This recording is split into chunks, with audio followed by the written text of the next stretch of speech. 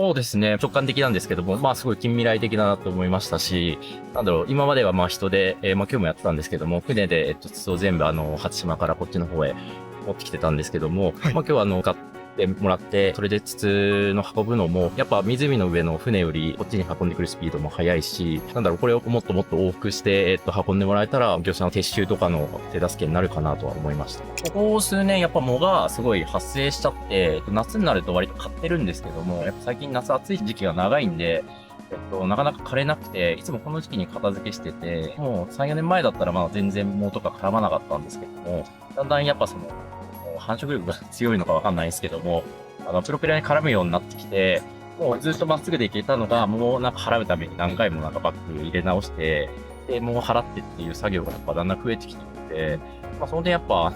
空だったらそういうのは関係ないんで、すごいなと思います。ありがとうございます。ぜひともですね、今後の、フライカート35使っていけたらいいなと思いますので、ありがとうございます。ありがとうございました。